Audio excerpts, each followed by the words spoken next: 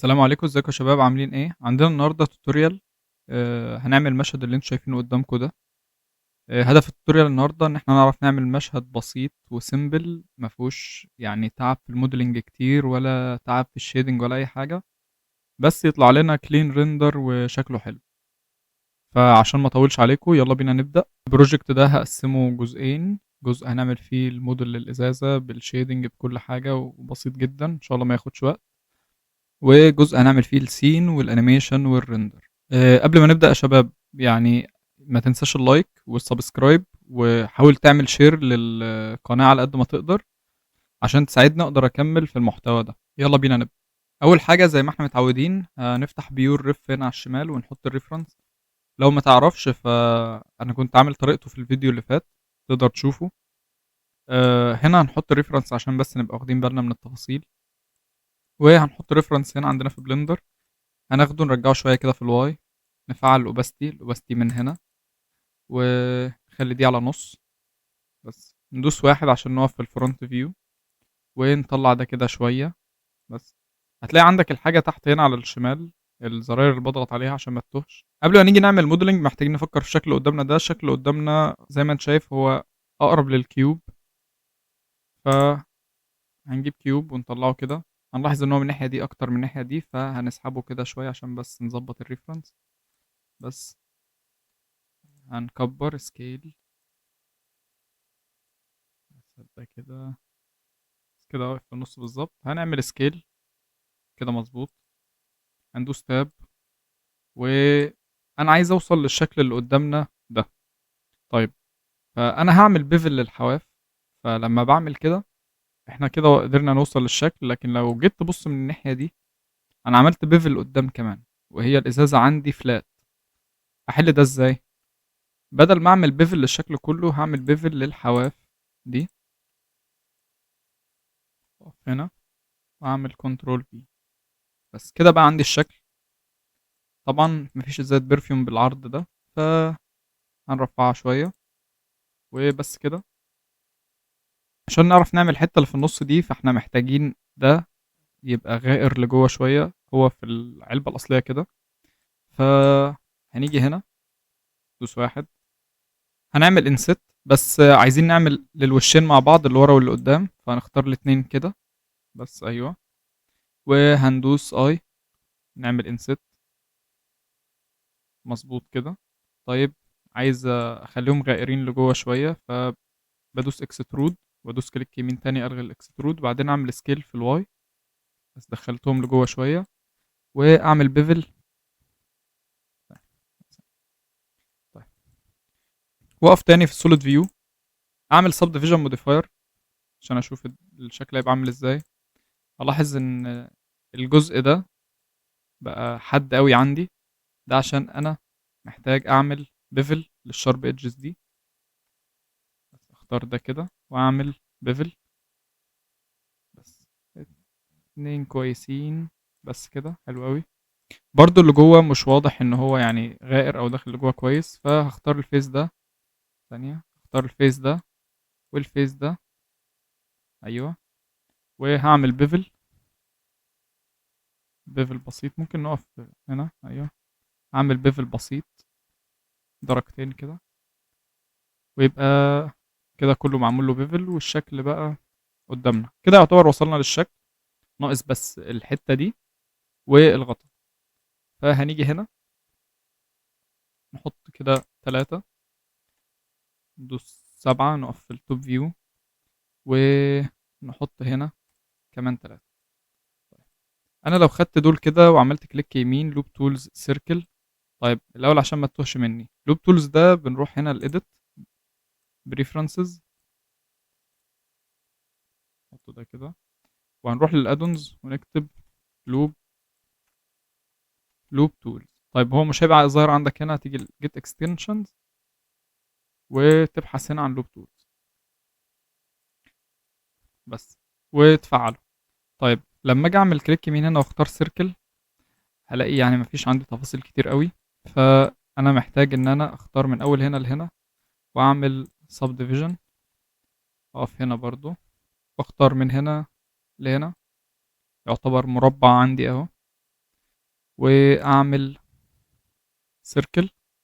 السيركل عندي مش هتكون احسن حاجة، فانا عايز اظبطها، هعمل لها سكيل في الاكس، سكيل في الواي، شكله مش هيبقى ظابط قوي، فنروح نجيب سيركل عادي خالص ونرفعها كده فوق شوية ونصغر بس.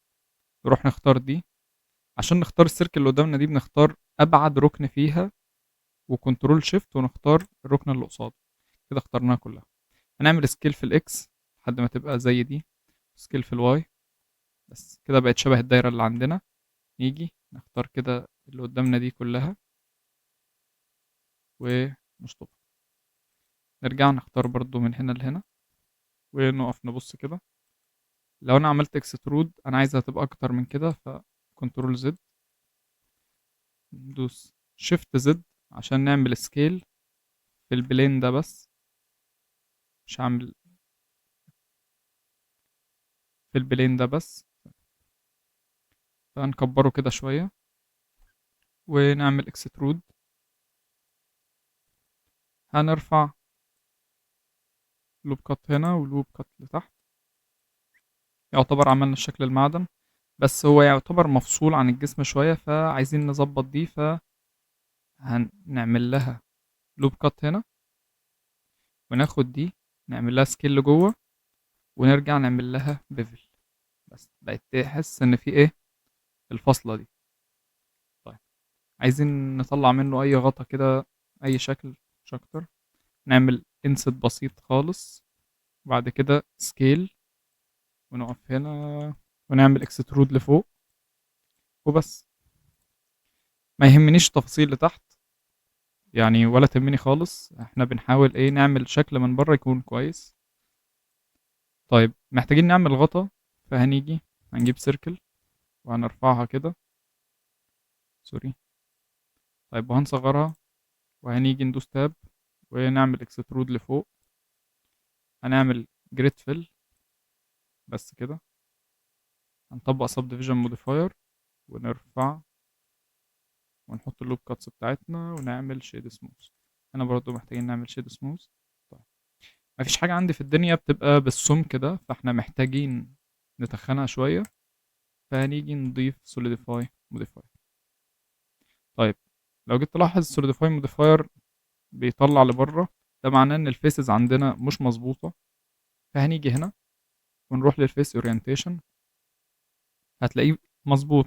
لا هو مش مظبوط ولا حاجة، السوليديفاي ضحك علينا. شيله خالص هتلاقيه مش مظبوط. تحدد كله وتدوس شيفت ان. طيب لو انت على بلندر 5 او اعلى من كده، فالازرق ده مش هيبان معاك، هيبان رمادي. ده معناه ان الفيس اورينتيشن بتاعك مظبوط. طيب هنرجع نشيل الفيس اورينتيشن تاني كده تمام، ونرجع نضيف سوليديفاي من جديد. كده لما نزود بيدخل لجوه اهو وبس. كده تمام معانا. هننزل ده كده شوية وبس، بقى عندنا الغطا. لو عايزين نزود السكنس شوية بحيث يعني يا دوب تلمس، بس كده. وبكده احنا عندنا موديل الإزازة كامل، بس لسه التمساح. طيب تعال نعمل التمساح بسرعة. ناخد الإزازة دي كلها، عايزين نحدد ده ونعمل بيرنت بس كده عشان نحرك دي براحتنا. هنقف هنا وعايزين نعمل التمساح، فهنجيب بلين ونديله روتيشن في الاكس 90 درجة. ايوه. ونرفع ده كده شوية، كده شوية. جي في الاكس، جي في الاكس بس. بس كده. سيبك من ده، راح طلع بالغلط. ظبطنا البلين عليه، مش محتاجين يعني نطلع تفاصيل جامدة ولا أي حاجة. هو ده حاجة هتبان من بعيد، مش هنعمل يعني مشهد كلوز اب عليه ولا حاجة. فبص، في قدامنا حل سهل. هندوس كي، نجيب النايف تول وهنحدد على الشكل بتاعنا بسرعة من بره.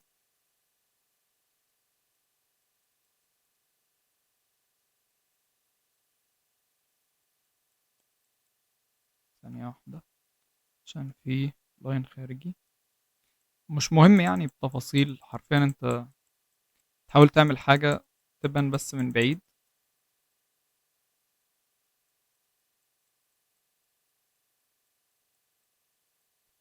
بس كده.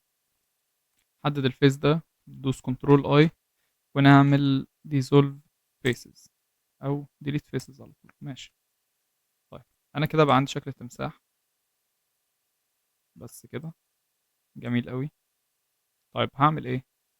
هاخد ده واديله اكسترود لورا. انا كده بقى ده عندي اهو. وثانية واحدة، selection to cursor، طلع ده جي زد. بس كده. هات التمساح طلعه قدام، عايزين نخليه يلمس. بس كده. مظبوط على الشكل بتاعنا.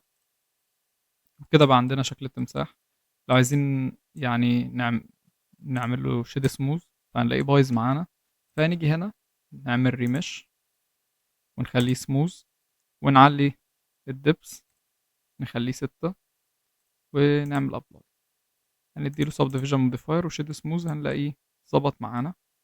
انت مش محتاج تعمل كده، لان انت لو بصيت هنا هتلاقي هي حته قماشه ومرسوم عليها ده، فمجرد تكتشر يعني.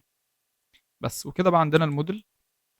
طيب زي ما احنا متعودين، اول حاجه بنعملها بنسمي. فده عندنا الكيوب هنسميه بوتل،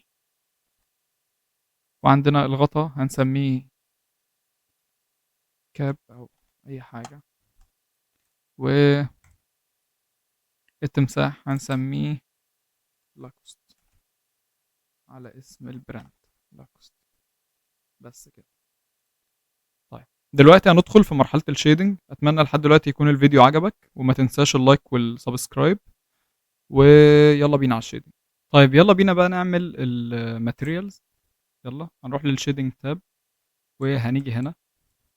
اول حاجه الماتيريالز هنا مش هنتعب فيها خالص. كده كده الازازه بتاعتنا لونها ابيض، فهنيجي نعمل ماتيريال اساسيه نسميها بوتل. وهي ابيض زي ما احنا شايفين اهو، وهنخلي الرفنس بتاعتها 2/10، لان هي زي ما انتم شايفين بترفلكت. هندي الكاب برضو نفس الماتيريال. بس كده. طيب عندنا هنا في الصورة اتنين ماتيريالز محتاجين ناخد بالنا منهم. أول حاجة المعدن ده، يعني عايزين نظبطه. فهنيجي هنا، اخفي ده كده شوية، وهنيجي هنا هنختار اللي فوق ده، وهندوس كنترول بلس. بس أيوه لحد هنا. وهنخلي كل ده معدن. فهنيجي هنا للسلوت نعمل له سلوت جديدة، نعمل assign، نعمل ماتيريال. طيب عايزين نعمل ماتيريال معدن، فهنيجي هنا نقلل الرفنس، وهنعلي الميتاليك. بس وبالمنظر ده عندنا ماتيريال ميتال.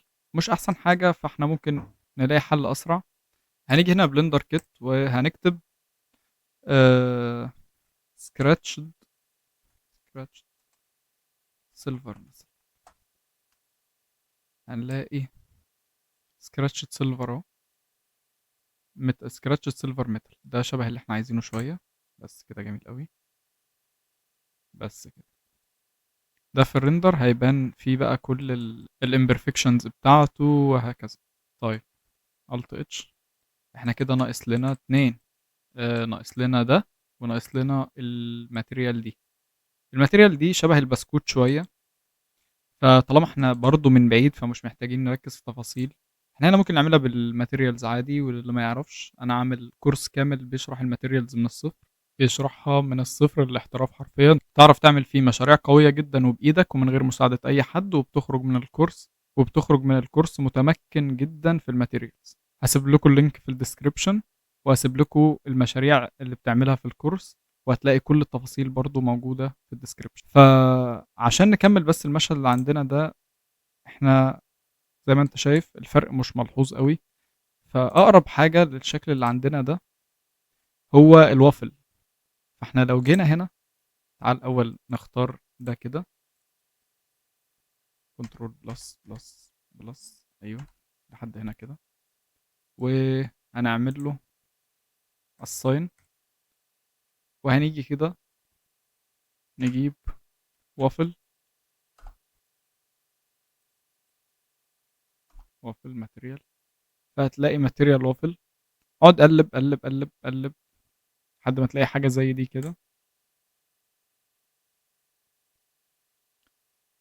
وبس. حرفيا بقى معاك اللي انت عايزه. كل اللي هتيجي تعمله مثلا هنا، تيجي تزود في السكيل شوية، بس كده. وهتيجي تشيل ده خالص، بقى عندك الكلر لونه ابيض. وبس كده بقى عندنا المنظر شبه نهائي. بس لو جينا عملنا كده شبه الحقيقية اهي، هنلاحظ لما احنا نيجي الحواف ان يحصل عندنا كده انحناء. فهنيجي هنا subdivision، وهنخليه keep corners، بس واصلة مظبوط وكده تمام. طيب عايزين الاخ ده نديله الماتيريالز بتاعته. طيب اول حاجة احنا عندنا صورة اهي، فهنعمل بروجكت عليها بس مش اكتر. فهنيجي وهنجيب البرنسبل بيز دي اف، ندوس كنترول تي، وهنجيب الصورة بتاعتنا اللي هي دي، وهنروح نفتح هنا اليو في اديتور، نختار ده كده، وهنختار ده كده، وهنعمل انراب. هتلاحظ ان الانراب باظ معاك هنا. فده ليه؟ عشان احنا عاملين ريمش، فاحنا مش عايزين كده خالص، احنا عايزينه بنفس شكله. فهنقف في الفرونت فيو، وهندوس يو برضو، وهنعمل بروجكت فروم فيو. طيب هنلاقيه بالمنظر ده كده. هنعمل سكيل، وهنحرك ده هنا، بس كده. بقى عندنا اهو. ممكن نصغر بس دي شوية وبس. طيب مفيش تفاصيل، انا معاك في دي. ممكن احنا نحلها ازاي؟ بص، اول حاجة لو جيت تلاحظ هنا هتلاقي الخياطة باينة. فاحنا عايزين نجيب ماتيريال شبه دي. فهنيجي هنا برضو نكتب وول. وول ده الصوف يعني. فنجيب مثلا حاجة صوف. بص، معانا ده، نختاره، وهنيجي للماتيريال اللي فاتت كنا شدنا لها اسم، وهناخد ده كده كنترول سي، وهنرجع فين الوول وهنشيل البيس كولر، ونحط ده ونوصله هنا. طيب باليو في برضو نفس الكلام. هنقف، هنحدد كله بروجكت فروم فيو، وهنكبر ونحرك ده في مكانه، بس كده. بقى عندنا ماتيريال شبه الماتيريال دي كده. ونعرف نظبط كمان السكيل بتاعها من هنا. برضو تعرف تظبط في السترينث، بس كده. كده تبقى التفاصيل ظاهرة شويتين معاك. وبكده نبقى خلصنا الشيدنج. كده نبقى عندنا البرفيوم بتاعنا اللي هنحطه في الفيديو. في الفيديو الجاي هوريك ازاي نعرف نعمل المشهد ده كويس. هنضيف بعض التحسينات في الشيدنج برضو، ولكن احنا عايزين نعمل انيميشن والمشهد البسيط ده ويكون كلين ريندر زي كده.